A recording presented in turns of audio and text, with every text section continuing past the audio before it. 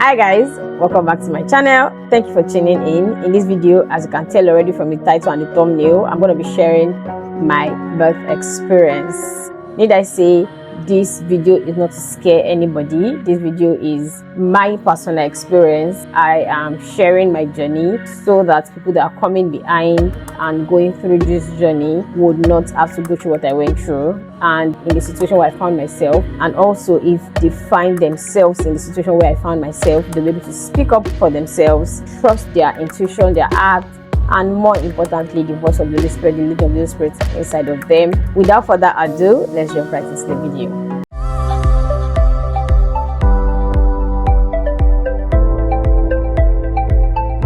Listen, I cannot believe it took me this long to talk about this, but yeah. Whew. This is my experience, and this is the birth experience of my second baby. When I had my first baby, I had a cesarean section. However, I had two different experiences. The first pregnancy, which was my first child, was an emergency section, and it happened very fast. From the surgery itself, I don't think I had anything really tough. I mean, the second, third day, I could start working already from cesarean section. I didn't know there was another kind of experience outside of that. I thought that, oh, that would be it. So after my first, I got pregnant with my second when my first was 5 months plus. She wasn't up to 6 months when I got pregnant again. And I mean, if you know, cesarean section mothers, they advise that you don't get pregnant immediately. However, that happened. My baby was not even up to 6 months when I got pregnant. At first, I did not even know. A lot of stories around that. Anyways, I got pregnant, and that one is a phase on its own. The pregnancy was a phase on its own, but God was really faithful through the pregnancy phase. One fateful day, I was still pregnant. I was in my third trimester, obviously. My surgery was already scheduled for 2 weeks later than this particular week. So that day, normally my antenatal is always on Tuesdays. So I woke up that Monday morning and I felt nudge in my spirit to go to the hospital. So I went. I could not explain it. I just felt like something was pushing me to just go to the hospital, to just go and go and go. And I remember when I got there, because the way my hospital works is by appointment, and it's a public hospital compared to where we had our first. We had our first in a private hospital, and this is a general hospital, a public hospital. If you don't have an appointment with the doctor, you cannot see the doctor, because I mean, a lot of people are always coming into the hospital. There are a lot of people, and so they are always attending to people based on appointments. Anyways, I got there that Monday morning. I didn't even know what I wanted to go, and while I was going, I told myself that I'm sure they will not attend to me. I'll just go back, but let me just go because I feel like going. I don't want to regret not going. So I got there, got to the reception, and you have to register. So I went to register, and they checked my card and said, oh, your appointment is tomorrow. Why did you come today? Do you feel any pain? Okay, so I forgot to mention, if you're in your third trimester, they give priority. I did not even know that. So when I got there, while registering, the nurse asked me if I had an appointment. I said, no, I don't. And she checked my hand. She confirmed that my appointment was the next day. And then she asked why I came, if I was feeling any pain, do I have any complaints, is there an emergency and all of that. I told her no, that I just feel like I needed to come. I said that that's okay. Since I'm in third trimester, that I'm allowed to see the doctor anytime outside of appointments, especially if it's an emergency. So she's just going to record it as an emergency. So I said, that's fine. So I went in to see the doctor. And because, again, on your appointment day, you see your own doctor. But because I didn't have an appointment that day, I wasn't seeing my doctor. I was seeing a different doctor, and this is a woman. My doctor is a man. So I went into the woman, and she was really kind to me. And she asked me, why did you come today? I told her, I don't know. I just came.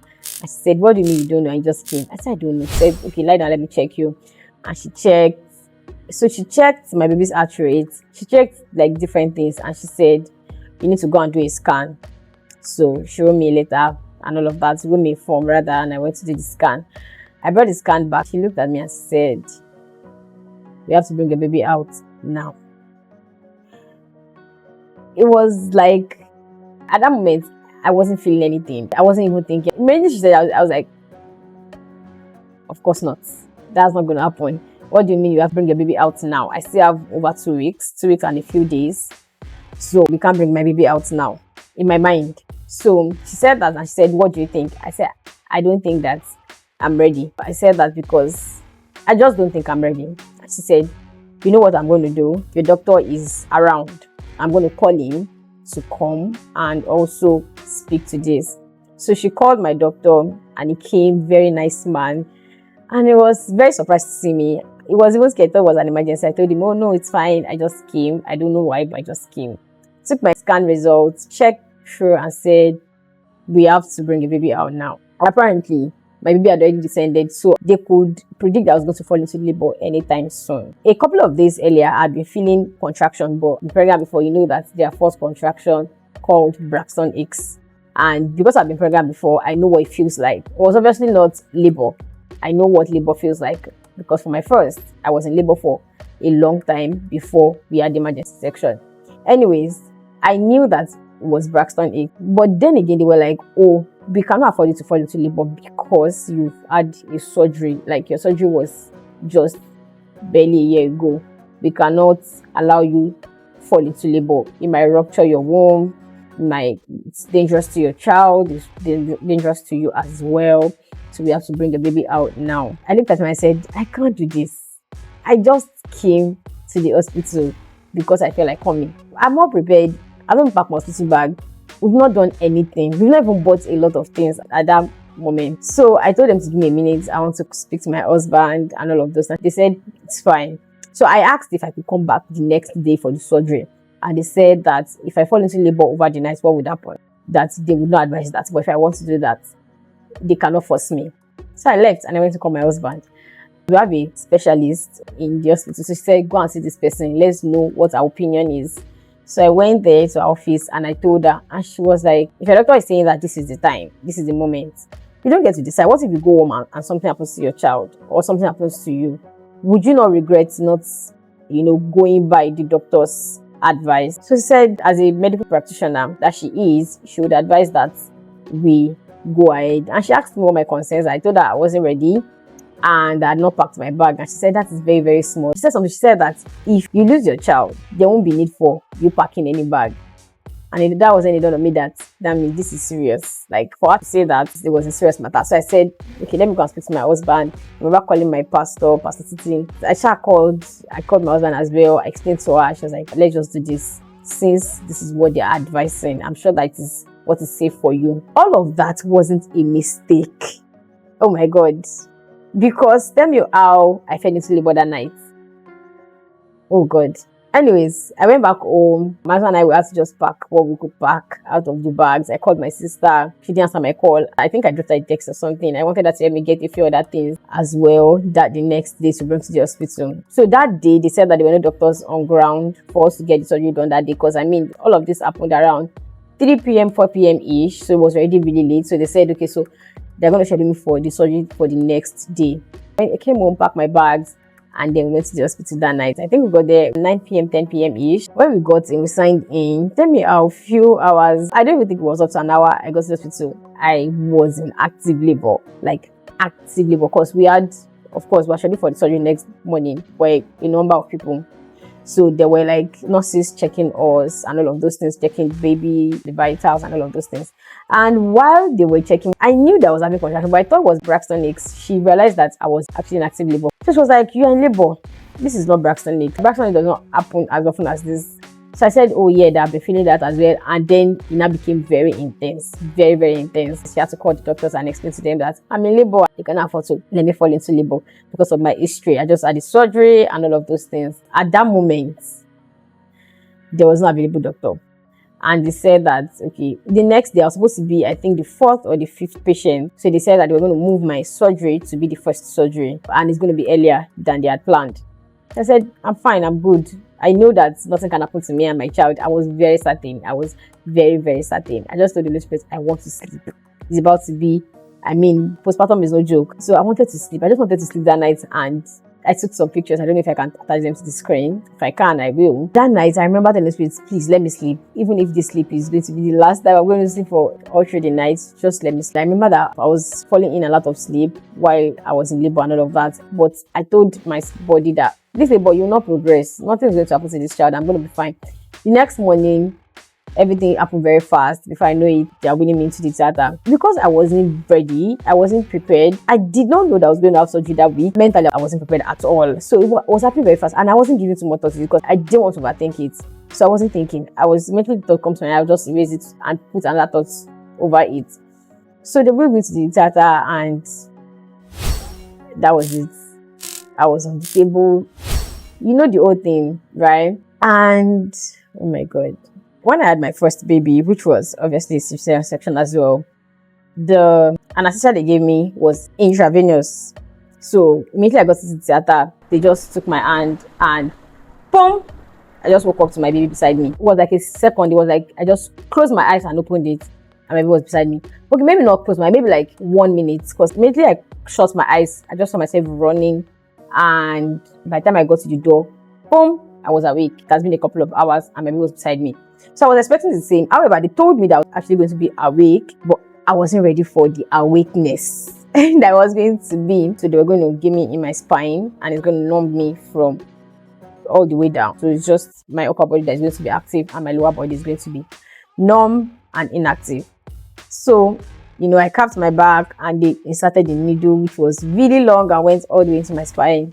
Felt that, and immediately they did that, I was numb, and then they started the surgery. Everything was happening very fast, and I was just feeling all the tugs and pulls and all of those things. Then they brought my baby out. Immediately they brought my baby out, I started feeling ants. I started feeling all of the things that they were doing a little bit, because before I wasn't feeling it. I was just feeling the movement. I was just feeling my body shaking. I wasn't feeling the hands. I wasn't feeling anything.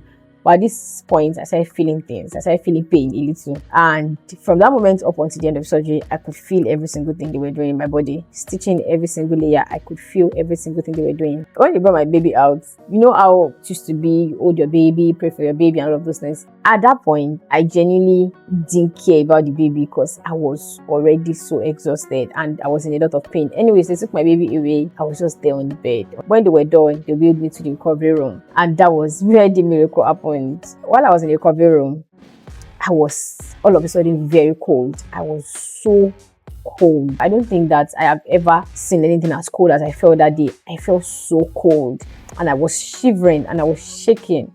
And I remember that there was nobody in the recovery room with me. I remember I was holding my fists, holding my hands tight, like I was holding on to something. I held on for so long. I don't know how long I was there for, but maybe because I was in pain, I felt like it was a very long time. Of course, there wasn't time there and all of that. So I was holding my fist very tight. I felt like if I let go of my fist, I was going to let go of my life. All of a sudden, I felt very tired, and I felt like, oh my God, I'm just going to have to let go of my hands now. And I began to let go of my hand.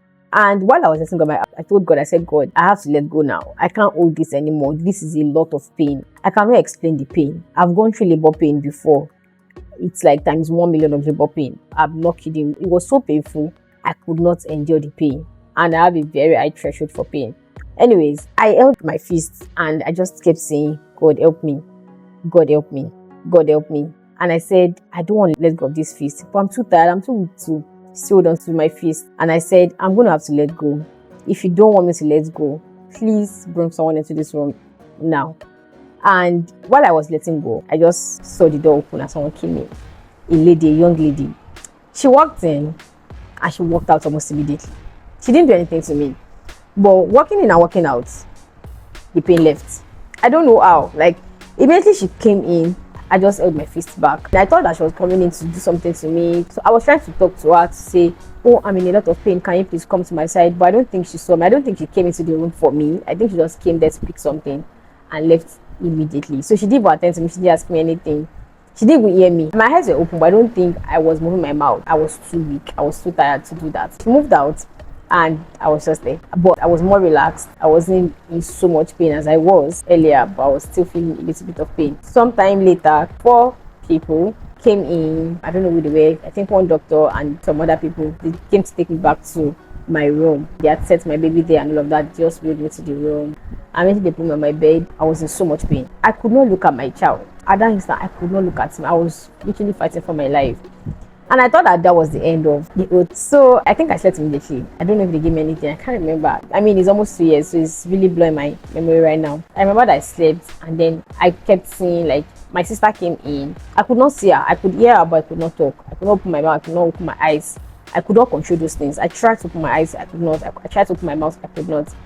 But I could hear. I could hear every single person that came in. I could hear all of the doctors' visits. I could hear my husband. I could hear my mother-in-law. I could hear everybody. I woke up a few hours later, and that was when I saw my baby for the first time. And I looked at his face, and I was so happy. Oh my God, it was so worth it. And I looked at his face, I was really happy and grateful to God. Looked at him, I took a picture of him. I attached the picture here. Immediately I opened my eyes. That was the first thing I did. I took my phone, I took a picture of him. He looked so cute. And then I had like another visit from the nurses, just check me, check the baby, and all of those things. And that was day one of birth. Till the next day, things started progressing slowly and slowly. And they were going to discharge us, I think maybe the third or the fourth day. And I remember that immediately I opened my eyes and I took the picture of him. I sensed my spirit that something was wrong with him. So when nurses came, because it wasn't long after I woke up, they rang a bell and they came for me. So they came and they were like, oh, they came to ask me, oh, how are you feeling and all of those things, just to get permission from me. And I asked them, how is my baby? They said, oh, he's fine, he's perfect. They've checked him and all of it. They've done all his vitals, all of the necessary checks they needed to do, and that is fine. And then I remember asking again, is he okay? He looks to me as if he's not okay. They said, no, he's fine. Nothing's wrong with him. I said, okay, can I see the doctor? They said, yes. So the doctor came and I asked him, is there anything wrong with my child? They said, no. I said, okay, can I see the pediatrician? Because, I mean, the doctor that they called for me is my own doctor. You might not be able to tell if something's wrong with the baby. So they said, okay, we'll call you a pediatrician. So I remember that day, the second visit that doctor came, I didn't say pediatrician, and I kept asking, I want to see a pediatrician now. I want to confirm if my baby is fine. And the next day, actually, not that day, he came and then he checked and I was like, oh, your baby is fine. He looks good, he looks perfect, and all of those things. At this point, I did not even know the possibility, because my first day I not had jaundice. I didn't know the symptoms to look out for and all of those things, but they said it's fine and he left. And another reason why I was really particular about if it's fine is because I saw that there were some mothers that their babies were not with them, they were in the ICU and all of those things. I wanted to be sure that mine is fine if he needs to be in the ICU as well and all of those things. But they said, I know they've checked and it's good. Next day, the third day, and then the fourth day, and they were going to discharge us. And I remember on the third day, I asked again to see a pediatrician. I wanted a pediatrician to see my baby every day because they were coming to check up on me, but not my baby. Why? You're supposed to check my baby as well. Even when they come to check on him, they check on him actually. But they were not pediatricians, they were nurses, and the doctors that were attending to me. I requested for a pediatrician again the third day because I knew something was wrong inside of me. I could not explain it. So one thing about me is, what really speaks with me is that I know things in my mind. I might not be able to get evidence, but I just know it. There was just a knowing in my spirit something was wrong with my baby. There was another knowing in my spirit that something could be done immediately to stop whatever it is was going on. So that was why I was like really particular about, let it happen now. Let me see pediatrician now and all of those things. Third day, pediatrician came again and said, okay, you know what I'm going to do for you? I'm going to collect your baby's blood samples. Since you're very, very concerned, I'm going to run a few tests with his blood and be sure that he's found all of those things. I said, okay, that's fine. The fourth day, which was the day they were going to discharge us, I requested for a pediatrician again. By the fourth day, I was so sure something was wrong with him. Nothing was wrong with him. He was looking very good. He was looking perfect. He was eating. He was breathing. He was fine. But I just had a very deep feeling inside of me that something was wrong with him. So I requested for a pediatrician again. At this point, they felt like I was overdoing. In fact, they started calling me, you know, this internet mommy, Google mommy. They have Googled everything, all of those things. They gave me a pediatrician again. And then I asked him, I said, please help me check this child. Something wrong with him. He said to me that I'm being paranoid. And I wish I never listened to him. He said I'm being paranoid, that is this my first? I said, no, this is not my first. And I didn't feel this way when I had my first. So he said that nothing's wrong with my baby. But they're going to get his blood sample again and they're going to run a few more tests. Then we're good to go. So they discharged us that day and we went home. I remember that I told everybody that cared to listen to me that something was wrong with my baby. And I'm not someone that confesses negative things. I don't confess negative things. People that know me know me. However, it wasn't like a confession. It was a knowing. And I felt like something could be done. And the longer it takes, the bad or riskier it is for us. Discharged us and we got home and it seemed fine. Everybody that came said he looked fine. Nothing is wrong with him. On the fifth day, I think 5th day of birth now, he started looking pale. His skin started looking yellowish. And that was when it dawned on me that I think that he has joined. Of course, I checked Google. And I'd seen that they had said that when you see early discoloration and all of those things, it was neonatal jaundice. So on Monday, because I think they decided on Friday, on Monday, which was supposed to be the naming Tuesday, I went to the hospital the previous Monday, but they could not have surgery on Monday, so we had it on Tuesday. They decided on Friday. So I went back on Monday. And when I got back there on Monday, the doctor showed me the result and said that, oh, that's my baby has neonatal jaundice.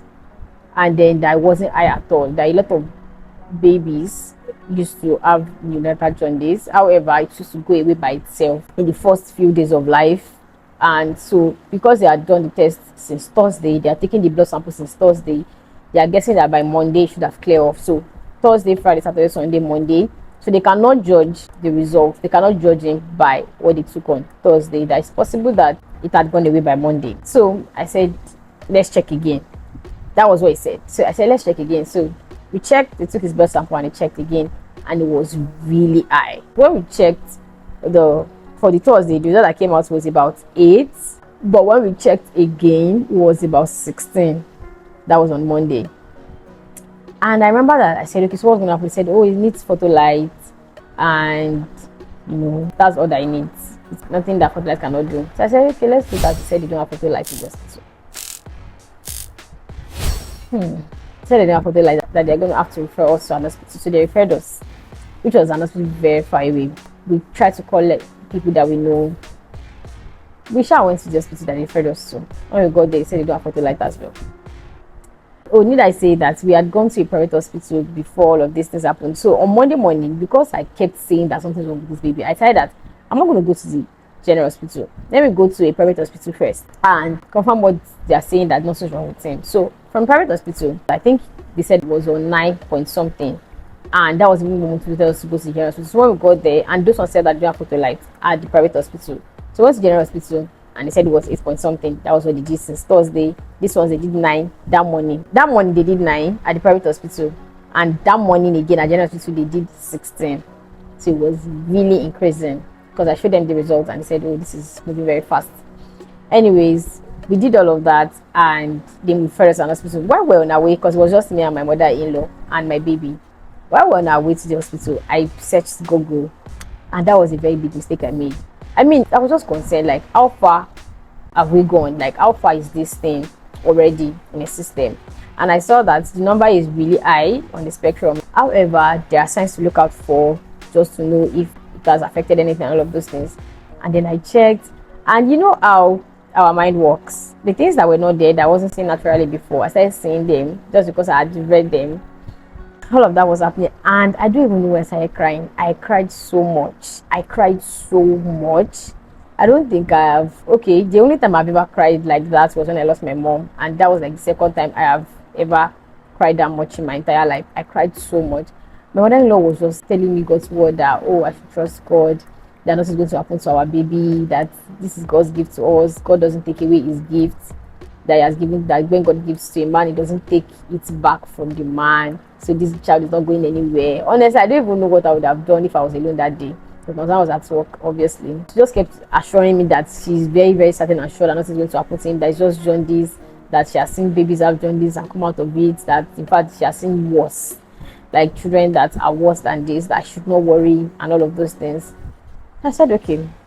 We got to the second hospital, the hospital they referred us to, and this one said, oh, they are sorry, they don't have bed space for photo light as well, so they are referring us to another hospital, a third hospital. So I told them that we can't go to the third hospital, because what's the assurance that we are going to get photo light in this third hospital? How about check us put a call through? I mean, that's like easy. Put the call through. What's up, this hospital? Do people have this thing available before we refer people to you? And they were like, oh, they don't do that, and all of this. So there was a female doctor, quite young. I told her, I begged, I said, see, I just had the surgery. My surgery wasn't a smooth experience. Like, I was actually in a lot of pain at that moment, because I had been stressed. Before I even left the hospital, I had been stressing about something was wrong with my child. After I left the hospital, I had been stressing a lot. When I say a lot, I mean a lot. My appointment as well, all of those things. Oh, so I begged her. I said, I cannot do this. I cannot get to the third hospital and hear that they don't have photo light. I might lose my mind, because right now, right here, I am not fine. And she looked at me and said, okay, she's going to call a friend outside of the hospital rooms. And then she called, I don't know, maybe a colleague or something. And the guy said, oh, they don't have photo lights in the third hospital. Can you imagine? We would have gone there. We would have wasted time to go there, where we could have gone to where they have. And she said, oh, she's sorry that they don't have there as well, that she's going to refer us to another hospital again. I said, is she sure that they have? She said she's not sure, and she doesn't have any contact in the other hospital that she was referred us to, but that we should go there. We should have. So we called somebody that we know, and she told us that we should go to a private hospital that they would most likely have. And then she referred to hospital to us, and then went to the second one she referred to us, which was very far away from our home. We went there. It was a public hospital, general hospital once again. We stayed there. I and my mother-in-law, we were there for like over 2 hours. Emergency, and they didn't attend to us. They didn't attend to us, they didn't attend to our baby, they didn't do anything to him. At that point, he was so weak, it was so pain, like I was so scared. I had cried my eyes out. I was praying, I was crying. I was just telling God, this child is going nowhere. This one my heart desired, this one he gave to me, this one is not going anywhere.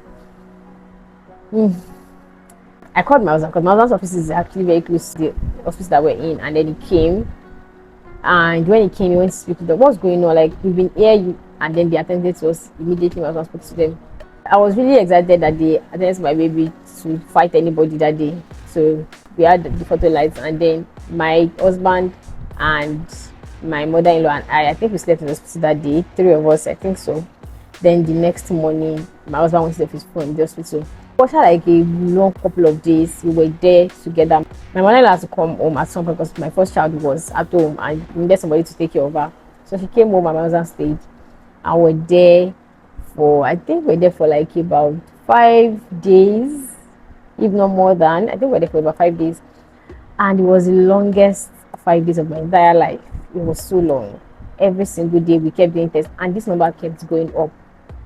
And it kept going up, and I think that the highest number we had was about 26, and they said that like the threshold is like 20. When it gets to like 20, anything can happen. It can damage the brain of the baby, can put the baby in a vegetative state all through their life. You know, some people might not be able to talk, might not be able to do anything, might not be able to use their arm, might not be able to walk or speak or do anything. I mean, like the entire brain is rotten.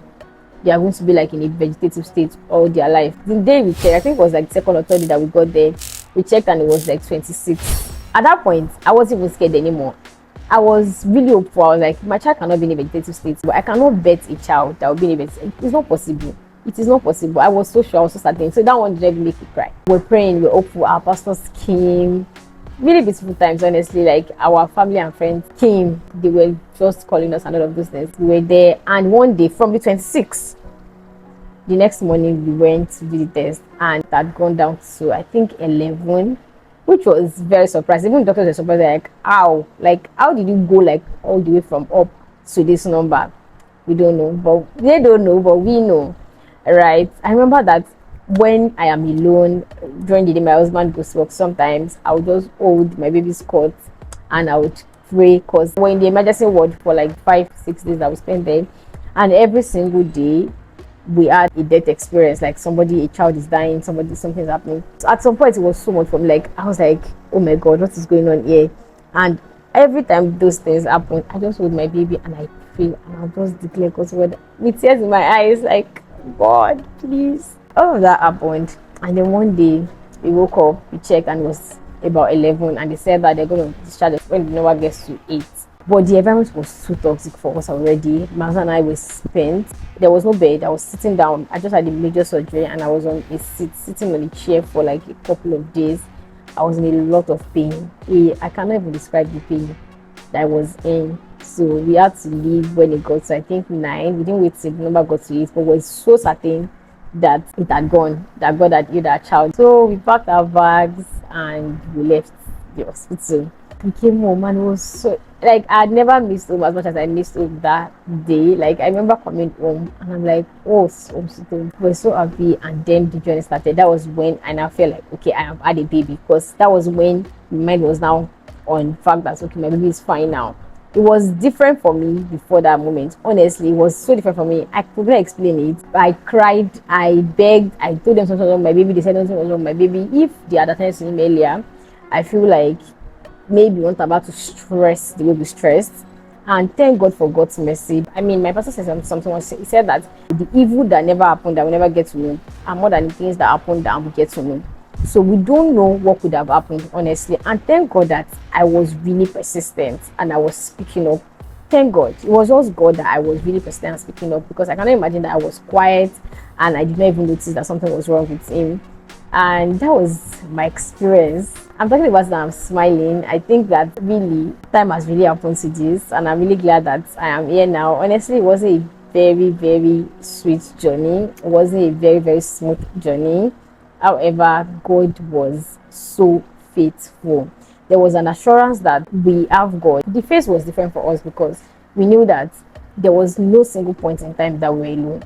There was no single point in time. So it was a different work for us. It was a different phase for us. It was really different because God was in it with us, and we were really, really grateful. I remember that when we got home, I, oh my God, at the hospital, honestly, it was such a journey for me. My wound wasn't healing. And I remember one of those days, I was just giving God praise for my son, because a part of me felt like I knew that there was something worse that was supposed to happen, but it just did not happen. And it was God that made it not happen. And I was just giving God thanks for his mercy and for his love and for his protection of that. And then he gave me a word. He gave me Zechariah chapter 2 verse 5. Remember that he gave me the word, and he said that verse that says that I'll be a wall of fire round about her, and I'll be the glory in the midst of her. And he said that I, the Lord, am a wall of fire round about your son. So this was ministering to me that I am a wall of fire round about your son, and I'm the glory in the midst of your son. And that was why he could never have died. Oh my God. The fact that this came in after everything happened, it was so humbling. Really, it was so humbling for me, because I was like, I could have lost this child. We could have lost this child. Even if he had not died, we could have lost him to a vegetative state. He could have been in a very bad state. And God said no. He said that I have protected this child even before the evil came. Even before the bad thing came, I had already protected him. He said I am a wall of fire round about him. I am the glory in the midst of him.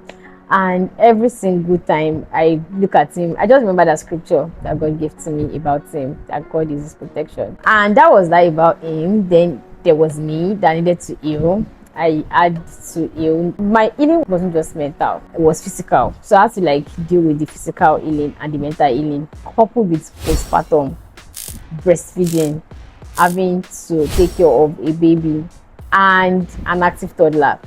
In fact, at that time, I don't even think my first was a toddler. She was a baby herself too, because she was just one. So I literally had to deal with two babies while I was healing my body and healing my mind. It was a journey for me. I have this to say to anybody that desires to have a child, right? That is going to have a child in the future. That pregnancy is a journey. First off, number one, it's a very long journey. Childbirth, postpartum is a very long journey. Please don't do it with somebody that would not be involved. Don't do it with somebody that would not care. Don't do it with somebody that doesn't love you. It is easier if you are with somebody that is present, that you can share the body together, basically.